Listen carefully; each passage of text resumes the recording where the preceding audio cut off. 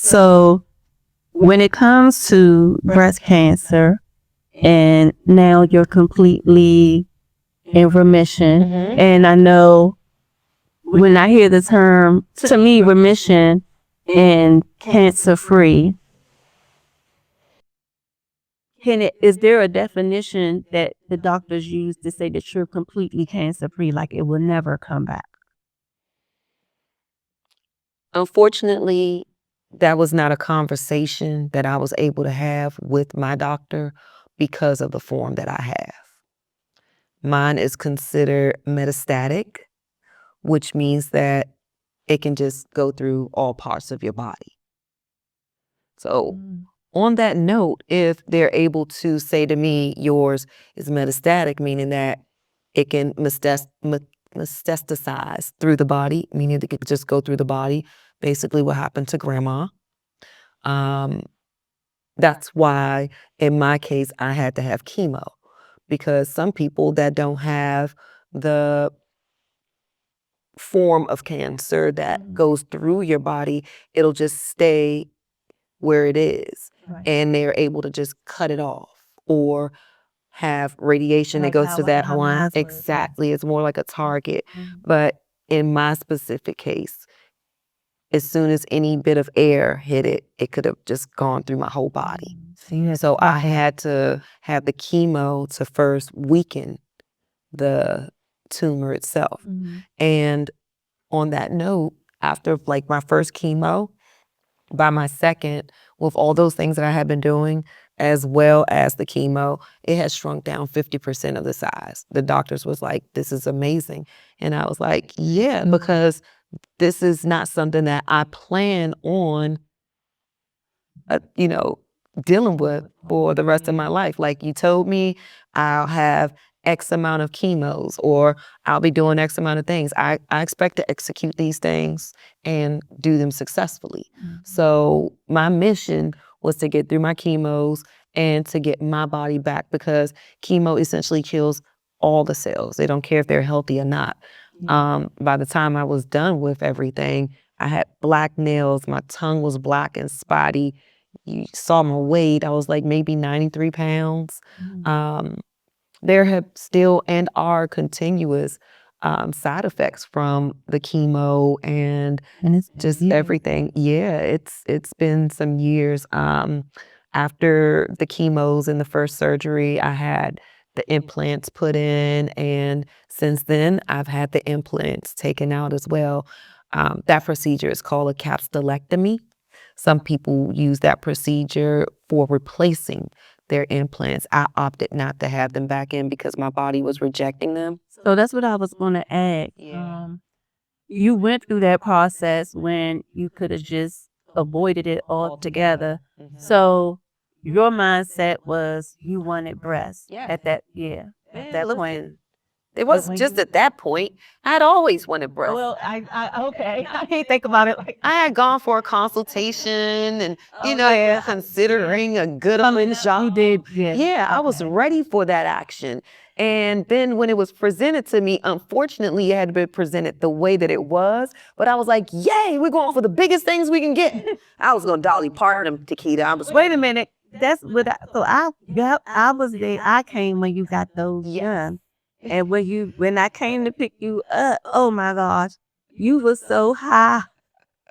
You was like, get me out of here. Like, it don't hurt. But you was so drugged. And they sent you right, you weren't in the hospital alone. But what made you, like, you got them, right? That was something that you really wanted. And then you was like, oh, hell no, get these things out of me. So what was it? Were they pain? oh my goodness. So again, Was it a bad job? here we go. You don't know what you don't know. It was a beautiful job. Like, Yeah, you had them. And then let me tell with you. you, hold on, let me just say this. God really be knowing what to do when it comes to giving women big boobs, big butts, and stuff like that. When we were coming up, I was the quiet, shy one. And even though I was tiny, I always had a lump butt. Little butt. But You just had flat white girl this and flat white girl. My Asian But you ancestry was- kicked in real good. I don't mean to tell your business. You was a wild one. Like you Oh yeah. Oh, and it's like I still got a little fire in the. and we used to always be like, man, if you had an ass in some cities, you would be dangerous. I would be So walking in rooms backwards. Okay, making the doom, doom, doom, me doing sound. cover my ear. Nope. I ain't want no attention like Never been shy. Never been body shy. Still am not. I was in massage therapy class when I was diagnosed. Yeah, I was like not physically in there, like at the time, but I was taking massage therapy during my diagnosis time. And I actually had to stop with that because it's a contraindication for your body. And I couldn't have people doing that to me nor even doing too much to other people with what was going on with my body. That being said, like that was like one of my most liberating times. I was like, yes, I get to be naked and in the classroom, you know, like you just you just discover yourself in so many different ways when you just live. But yes, I've never been shy. I've never been modest. I've always wanted breasts, never had them. Everyone used to make the jokes like, as soon as you turn 30 and you had your kids, you'll get the body. So you got the breast. Mm-hmm. And why did you get them removed? What was the? They were painful. So about a year into having them, I started getting like these internal itches. And I'm thinking that's just part of the healing process because stuff itches and hurts and it's going through whatever it's going through while it's healing. But my bags were moving. I could do this and like massage the underneath to soothe the itch. I didn't realize my body was like fighting for its life. It was building up fibrous tissues underneath. Yeah, it was attacking the bag because it considered a foreign object in my body. And I'm, again, just thinking that it's part of the healing process. And there were no signs of anything wrong. And there still were never no signs of anything wrong. It was just so uncomfortable to the point where I started basically just digging holes in myself because I would scratch. And by the way, because of all of the things that come along with breast cancer and the type that I had, I was pushed into menopause. I had a full hysterectomy as well. Oh, wow. Yes. So at night, the night sweats mixed with these intense itching episodes, I was scratching unconscious, like subconsciously in my sleep. And I'd wake up and my whole chest would be like exposed and burning because I've just been scratching on it all night. So it just got to the point where I could not bear anymore. And I tried everything. I was doing like topical products. Like I worked at a dispensary, so I'd get like topicals to take the sensation away or whatever. A lot of them helped, but it did not do what I needed it to do. And we had to have that procedure done. It was intense. Wow. So what advice do you have for the next woman that's in that position, that they're at a phase where they went through chemo and now they have the option to get the breast removed? You get breast removed after the chemo or before? After. Okay, so you get the breast removed and then you go through that phase and then you could get implants. So what advice do you have for the next woman that's in that phase right now where they can make the choice to get implants or just let it be, get the breast removed? I would just never, ever, ever tell a woman what to do in that position. What happened to me was a isolated situation. One, because my body had gone through way too much stress, I think. And at one point, I couldn't even gain weight. I'm still having issues with my weight because of the hysterectomy. It now affects my thyroid, which affects my weight. So it's just been this circle of things that you're still dealing with. I'm still learning things about my body that I'm. It's new to me because I've always had something or whatever. But in the hindsight of everything, my recommendation would be do what your heart tells you. Makes sense. I could never tell someone not to. do. If it's something that I've been through and it was a lot and I can help the next person, I think in your case it's different because there are so many women who get the breast implants that don't have any Would I implants. do it again? Absolutely not. Okay. And a lot of times it's the psycho-cybernetics of it. These are things that make us identify as feminine. And people we can't even let go of shoes that we've owned. That's true. You know? Yeah. So To part ways with something that's a part of you, it's not an easy decision to make. And again, to go back to like that body comfort that I've always had, I've accepted this. I've never been more comfortable and confident in my life. Most people be like, I didn't even notice. I'm like, oh yeah, they're gone. You know? But it's me. Yeah. I'm still me. I love it. And And you're so confident. yes, Yeah. yes. I've accepted where this journey has taken me. And I've owned it. Okay, girl. I could tell. You know. Good. I give y'all a little cleavage, a little something, but not too much. So after treatment, there's been a lot of changes throughout your life. But what's one thing that you inherited through this journey that you hold sacred? Ooh, so many ways to answer that question.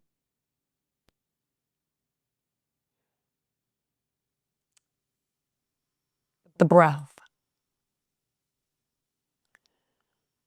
One of the first things that you do when you come into this world is you breathe. When I was given that diagnosis, I felt like I just couldn't breathe. And going through all of those things, you just kind of just have to take a step back and do what? Breathe. Just keep breathing. Keep going through it. Don't stop going through it. I tell people all the time, I never lose. I always win or I learn. And through this, I've learned so much.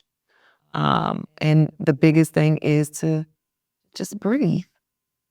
Just keep breathing. You know, we're going to go through those times where everything is good and you're not thinking about, the outcomes or whatnot, but the bad times are just as valuable, if not more. Yeah. So, It's a part of the just keep journey. breathing. It's amazing. That touched me. It took everything in me not to bust out crying, but that is definitely some great advice to just breathe. And I used to be in a space where I would want to be in control of so much. But we have to understand, even when it comes to our kids, but we have to understand that you just gotta let that go and just breathe.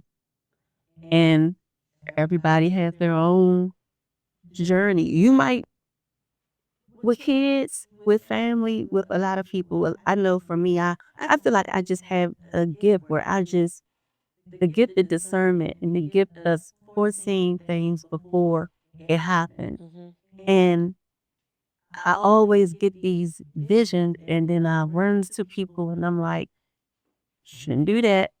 But now I've gotten to the place where I don't say that anymore. It's more so, I might give my opinion, but people have to, even me, I had to go through situations that I had to learn on my own. Oh, yeah. So it's just a part of life. Like you said, we have to go through these battles, through these trials and things like that to grow and to learn. You know, everything is a a lesson or a blessing. Yep. So with that being said, I thank God for your life because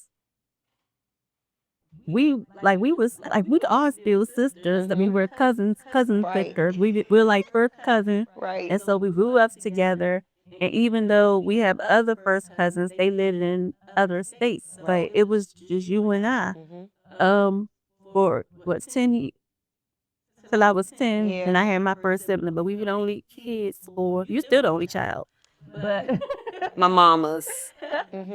but for me, I was the only child up until 10. So we've always been together throughout our childhood. Right. So, like, to have this all full circle to be able to sit here now, I know this is, just, I'm not going to speak small on my podcast because eventually it will become big. But to just even sit here and us have a conversation like this on my podcast about our life Right. and our journey and doing all of this to inspire other women is truly a blessing. And there is so many topics that we can discuss as it relates to your journey. It's so much. We could do a series. Um, but we might even, circle back sometime later. But for right now, we're gonna, try to keep this short and sweet. And I want to definitely tell you that even though I didn't tell you because I didn't want you to feel like you had to comfort me, that every day I prayed for you. And I had moments where I cried and things like that. But of course, when you come around a person, you got to show strength for them. And I'm so glad that you beat the cancer. And I always be thinking to myself, like, you are like so strong. Like to come out, you lose the weight, your appearance change. People don't have the confidence. And I'll even sit here and think, cutting all my hair off, I don't know if I would want to go outside after that. Like, I'm just going to just be in the house. I don't know how I would be able to enjoy life with doing things that make me uncomfortable. Right. So my hat goes off to you when it comes to this whole journey, and you inspired me tremendously. I just had to say that. Thank you. And I want to know when it comes to, we talked about it already, but like self-love is on a whole nother level right now. Um, it's when it comes to that, like, can you speak on your self-love journey? So I love to travel, and one of my favorite parts of traveling is when the flight attendant gets up and starts doing the directions and showing the exits. Hold on, but let me tell you why. The most important part of that message is put your mask on first. Okay? So through all of that, one of the last things that they say is, if in a case of emergency, you put your mask on first, then your children or whoever else that needs your hand. You can't help nobody else if you can't help yourself first. So I put my mask on first. This self-care is vital. I've been in recently just moved, a whole lot of things going on. I'm changing jobs and I can feel the neglect. That self-care is real. And I'm like, oh no, me first. Me first. You know?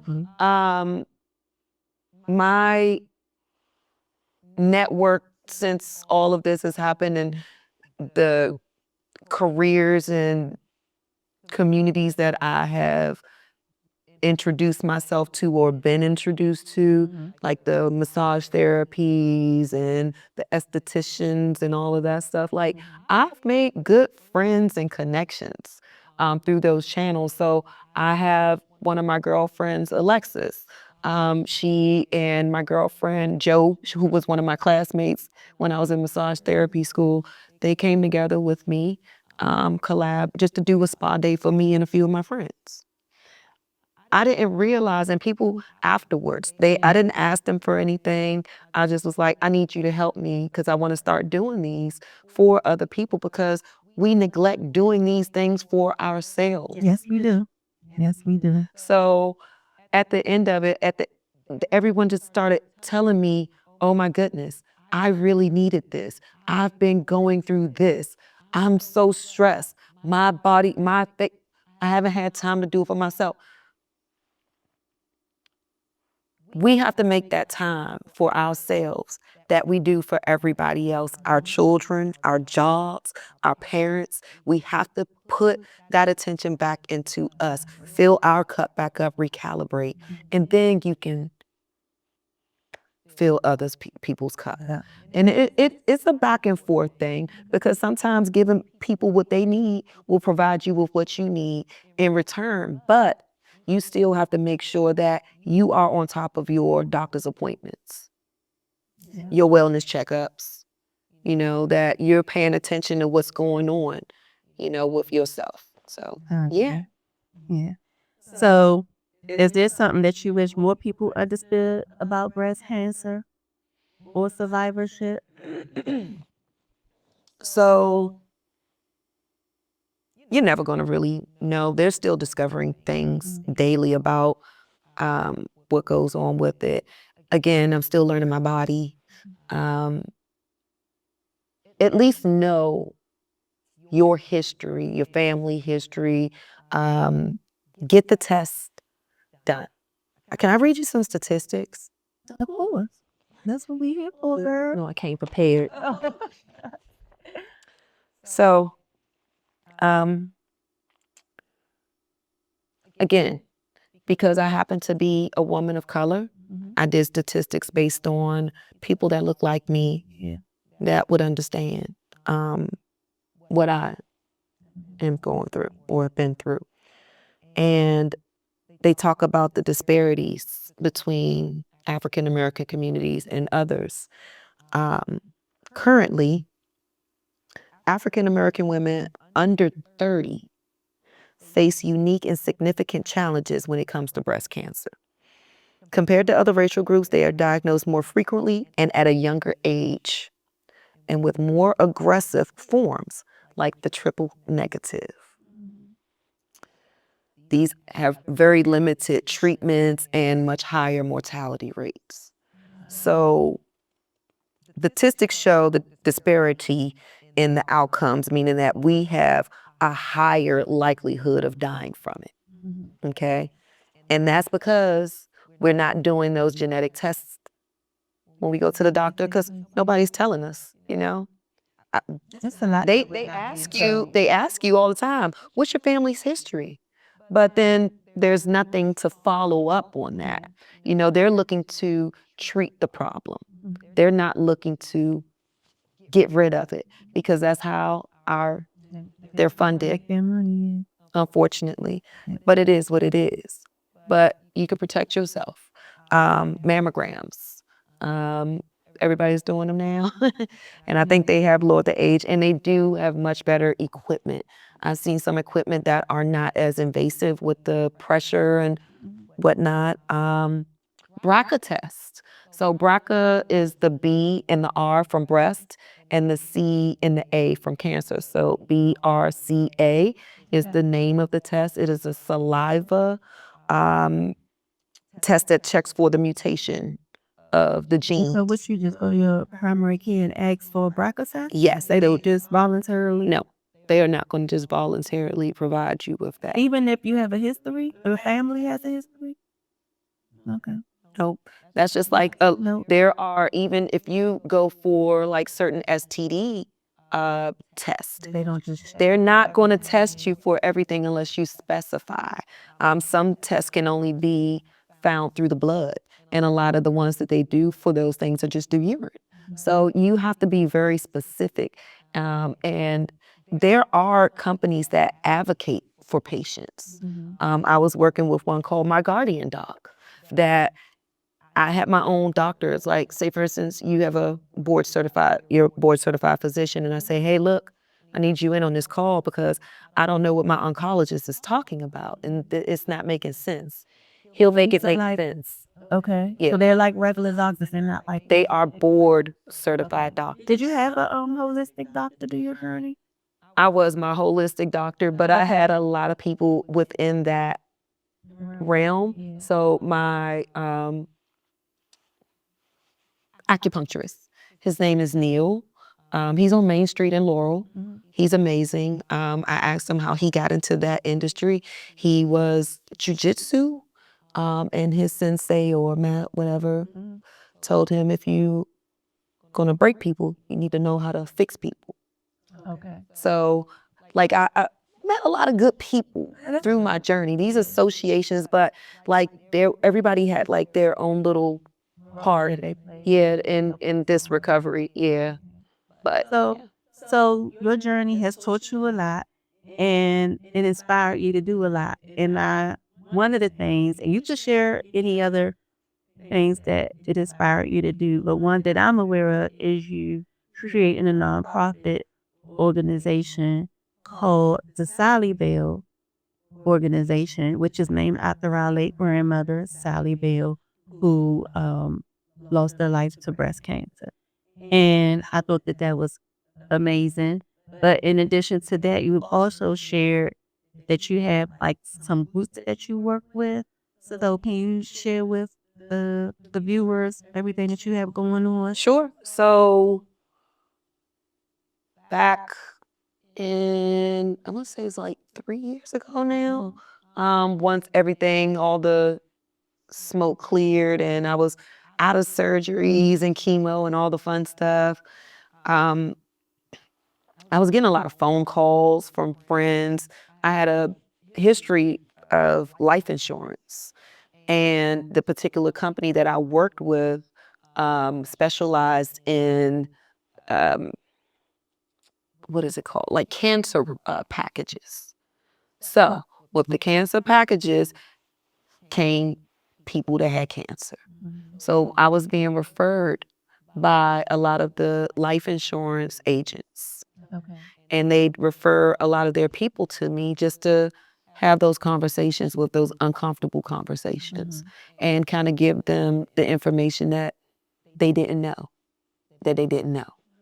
So that's what promoted the Sally Bell Foundation. So the people were being referred to me through channels of by way of their clients. Okay. And a lot of them were just getting those diagnoses of breast cancer. And I'd help wherever I could, even if it was just being a person to listen. Mm-hmm. They don't all, everyone doesn't have a Lavon. That is They may have true. a lot. Definitely a blessing to have a mom to stick by your side and help you get through it all. Yeah. So a lot of the people that I've been in touch with are just people that knew me, that reached out on behalf of someone else. Yeah. Recently, I had a young lady that she passed on. So I had it. Diagnosed. She fought. She did not want to go through the chemo and that method. It was her choice. So she didn't get none at all, or did she try it and then decided, you know what, it's not for me? She opted out. I think she took alternatives because she was probably given that option. Mm-hmm. It didn't work. I think she was too far already to try to approach it that way. But it was her choice. And it hurts to lose because she was young. I want to say she's younger than me. Yeah. I'm proud of her for choosing not to. Some people say it's the easy route. Yeah. Nothing about that This whole part yeah, is it's easy, easy. whether you take the chemo or you don't. Nothing, and you're not weaker because you do or you don't. Mm-hmm.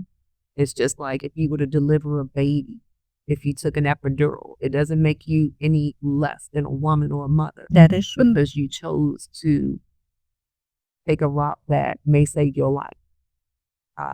I chose chemo because I didn't have an alternative. Right. And like in your instance where you had to make some quick decisions, Yes. same situation. Mm-hmm. And I was in stage 2, aggressively going to stage 3. Wow.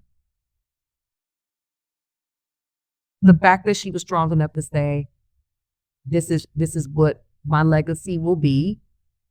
It's nothing but respect. Yeah. She definitely was brave. Oh my goodness. Oh my goodness. Bless her heart. Yeah. She had kids? She had children. Okay. She had children. And, they will never understand. But that girl fought, and I'm pretty sure she fought just because of them alone. Mm-hmm. You meet so many different people in so many different walks of life. I met a girl while I was in New Orleans on Bourbon Street. There were French Quarter festivals, and we're like, "You're the survivor." We're still friends to this day. She lives on the West. I mean, how did she point you out? Like, did you have on a shirt? No, it's like we have this invisible neon sign, and we find each other or something. I don't know, but it's an energy. I think after the trauma, you just kind of develop this way, like life is going like how we know, but I'm gonna choose the lighter side of it. I'm gonna laugh. I still cry, I still fuss, I still have my moments, but I picked my shoes up by the heel now. Let's go. We gotta get a solution. We're not gonna make the problem the problem. Right. If you're ever diagnosed, or your friends or family or close to someone that has been diagnosed, again, it is not a death sentence. Mm-hmm. It is a diagnosis. It is a time to say, hey, listen, something's not right. Let's fix it. Right. The biggest mistake is to neglect it. And to ignore it, yeah. Okay. That's a big mistake, but I can understand people doing it because they're scared. It's that the fear of the unknown. Mm-hmm. But you can educate yourself. You can enlighten yourself. Don't be afraid of the unknown. Chase the unknown. Chase those uncomfortable, that's the only way that you grow. When people are growing, they have what's called growing pain. Mm-hmm. You're not supposed to be comfortable when you're That is true. Get out of your comfort zone. That's how you know you're growing, when you're uncomfortable. That is true. And now that I look at life so differently, I be chasing the uncomfortableness. Meaning, there's so many things where I'm like, I don't want to do this, but I'm going to do it anyway. And the old me would have just been, I ain't doing that. But I'm like, why not? And it has taken me a lot of places because of that as well. Not just being stuck in my ways, so to say. And that's a positive thing that comes out of those trials and tribulations that we go through all the time. Because we're going to get them. Yeah. So Keep living. It's just a matter of how you're going to deal with it. Like when I went to one of your events, you had a significant amount of women there and some that were survivors. And how do you all meet and how do you all connect? And I'm asking for some viewers that may be experiencing loneliness throughout this journey that they're going through, if they have cancer or even if they have a loved one, because it's always good to just put yourself in a space around people that's dealing with the same thing that you're dealing with, because you can help. You've been there and you have someone that was in your shoes. And so building that community to be there for one another, I'm sure they have those type of communities all over the place. But sharing ways of how people can connect, like if you have resources or places that you know that has helped you, how do you use your story to inspire others now? Honestly, I try not to tell my story because it brings up so many raw emotions. If it comes up in subject, I will speak on it. However, I like to just be like, listen here, I'm a cancer survivor. Now, and this and that, I'm very humble from this experience. It does come up because, again, it's part of my journey. And I'm not telling people with intentions of, like a science or applause or anything. I tell people just where I was so that they can understand where I am. And the cancer just matured me. I didn't have a choice but to be inspirational. Yeah. If that makes sense. Yeah. Just succeeding through what I went through. I wasn't given an option where I was going to be an inspiration just from the results. How? Just every day I go in very intentional about being the best version of myself that I can be. Yeah, you have to. That's it. That's it. Do I have moments of weakness? Yes, probably more than the good ones. But again, you get through it. I feed that good wolf as much as I can because the rest of the world is enough going on out there.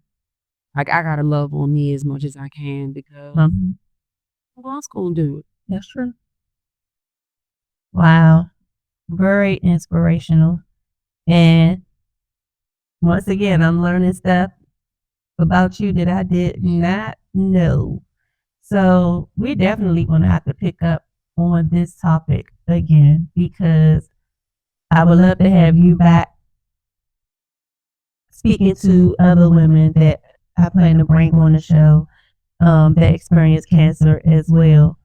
And I think it'll be a great thing to do because there's a lot of women out there that's scared, that's alone because they choose to be alone, don't want to be around other people. They're sad, they're upset, and they have every right to be. They're emotional. So using my platform just to get through to help women in any way that we can, because even though this is my podcast, I look at it as a tool for you and other women to come on and be transparent, to be a blessing and inspire the next woman to get up and live. And it was a pleasure having you on the show. And I am so honored that you came here and shared your story, because like you had just shared a few minutes ago, you don't really share your story.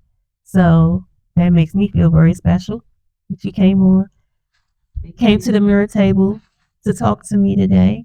And I appreciate you and love you. And I'm so grateful that God gave you another chance because you definitely belong here.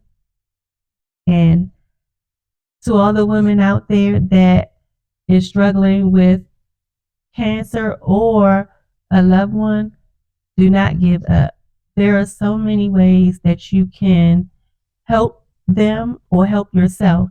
And I will have some numbers and contacts on my Instagram page and on YouTube for anyone that needs someone to talk to, want to be a part of a group to talk to, because we all need help. We all need people in our corner that can help and guide us along the way. Thank you for joining us at the mirror table. Until next time.